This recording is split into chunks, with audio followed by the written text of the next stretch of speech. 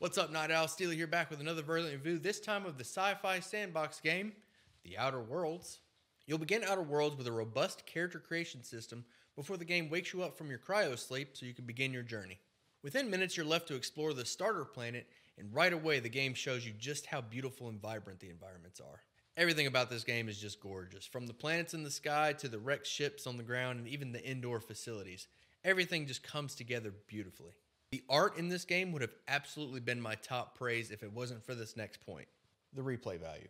You could easily sink 100 hours into this game without even scratching the surface of all the things you can do. There's just so many options at every turn, like with the game's progression system, which lets you fine-tune your character to the exact playstyle that you want. Maybe you like that sneaky ninja style play where you hide in the shadows waiting on the right opportunity to strike. Or you want to be a heavy weapon toting brute. Maybe you want to be a smooth-talking pacifist. The amount of options you have in this game are enormous. And with every quest, side quest, and zone, there's several different options for tackling obstacles. You can sneak through the map, hacking computers and picking locks. You can mow down enemies with a heavy machine gun, pick them off from a distance with a sniper, or just talk your way through all the encounters. There is just so much to do.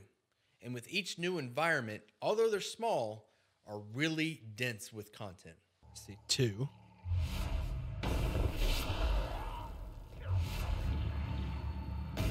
Oh, wow, that stuff drains fast.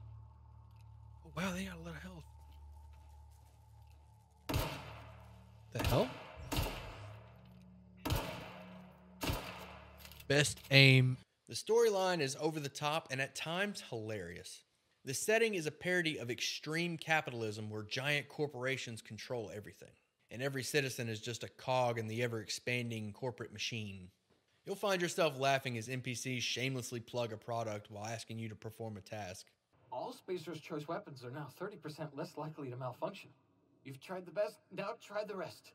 Spacer's Choice. Although as you progress through the story, you're not just choosing whether or not you want to fight the power or work the system. Your options throughout the game are not that black and white. Your decisions really feel like they have an impact on the world, and in the end, there are no right or wrong answers. The combat in this game is thrilling, and the gunplay is so smooth.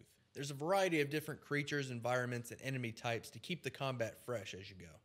And as a side effect of your cryo sleep, you have an ability called Tactical Time Dilation, TTD for short, which lets you slow down time in combat.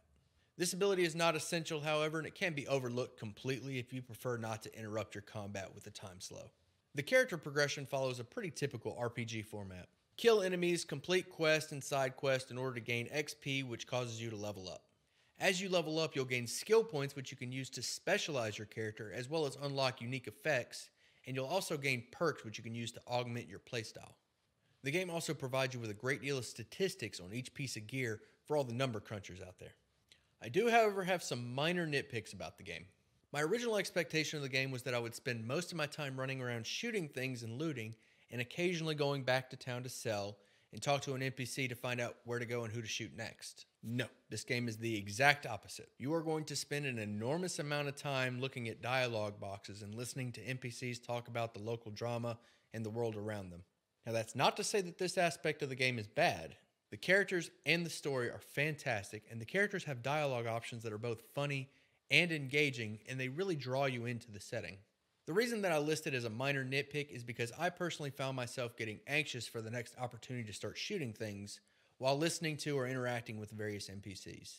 With that being said, though, if you're looking for a more story-driven game with heavy dialogue, then this won't be a problem for you. You can even list it as a positive. But if you're looking for lots of action and less talk, this is something to keep in mind.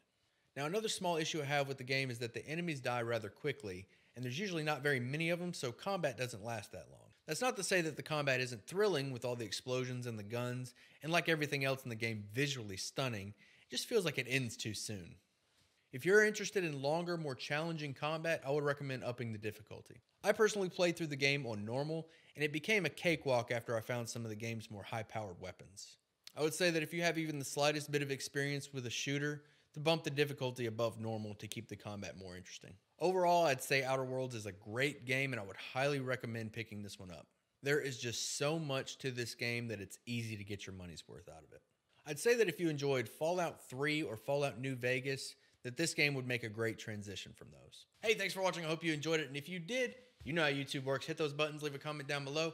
Let me know what game you want to see reviewed next. If you want to see these reviews take place live, I do stream on Twitch Monday through Friday, 6 to 10 p.m. Central Time, link in the description. Come by, ask questions, let me know what you think. And as always, I'll see you at sundown. Oh, all right. Goodness. All right, let's put this bad boy to the test. Oh, it one-shots.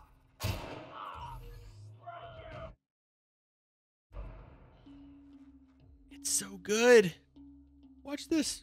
It one-shots. I